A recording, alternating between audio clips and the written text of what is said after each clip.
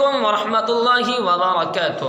ناظرین، یہ ڈالتے ہیں قوم لوط پر عذاب کا منظر۔ اللہ تعالیٰ نے حضرت لوط علیہ السلام کو اہل صدوم کے لیے نبی بنا کر بھیجا۔ یہ لوگ بڑے سرکش، نافرمان اور گنہگار تھے۔ عورتوں کے بجائے مردوں سے خواہش پوری کرنا، باہر سے آنے والے تاجروں کا مال حیلے بہانے کر کے لوٹ لینا اور بھری مجلسوں میں کھلم کھلا گناہ کرنا ان کی فطرت بن گئی تھی۔ حضرت لوط علیہ السلام نے ان کو تمام برائیوں اور گناہوں سے بچنے کی نصیحت فرمائی اور اللہ تعالیٰ کے عذاب سے ڈرنے کا حکم فرمایا۔ اللہ تعالیٰ کے عذاب سے ڈرنے کا حکم دیا، لیکن قوم پر حضرت لوط علیہ السلام کی بات کا کوئی اثر نہیں پڑا اور حضرت لوط علیہ السلام کو پتھر مار کر بستی سے باہر نکالنے کی دھمکی دینے لگے اور عذاب کا مطالبہ کرنے لگے۔ حضرت لوط علیہ السلام سے عذاب کا مطالبہ کرنے لگے۔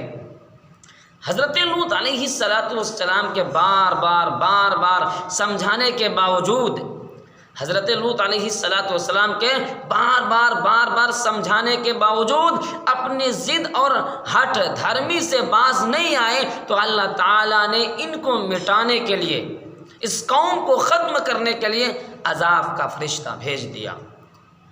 اور حضرت لوط علیہ السلام فرشتوں کے اشارے سے اپنے گھر والوں، فرشتوں کے اشارے سے اپنے گھر والوں اور ایمان والوں کو لے کر سگر نامی بستی میں چلے گئے، اور صبح ہوتے ہی ایک بھیانک اور زوردار چیخ نے پوری بستی اور پوری قوم کو ہلاک کر دیا، پوری قوم کو تباہ و برباد کر دیا۔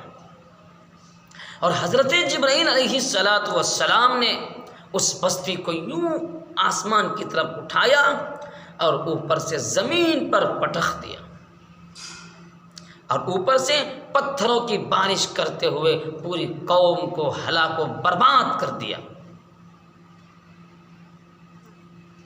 یہ قرآن کی نصیحت، یہ قرآن ہمیں بتاتا ہے کہ پہلے قوم کا کیا ہوا، جنہوں نے نبی کی بات نہیں مانی، اللہ کی بات نہیں مانی، ان کے ساتھ کیا معاملہ ہوا۔ ہمیں بھی اس سے سبق حاصل کرنا ہے اور اپنے نبی کے دین پر چل کر پوری دنیا کو یہ بات بتانی ہے کہ جو محمد کے دین پر نہیں چلے گا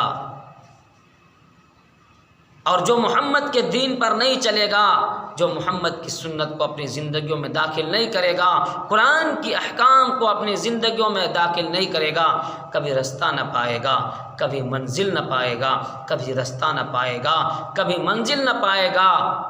اس لیے ہمیں جو ایمان ملا ہے، ہمیں جو قرآن ملا ہے، بڑی مشقتوں کے بعد، بڑی محنتوں کے بعد ہمیں سنت ملی ہے، ہمیں قرآن ملا ہے۔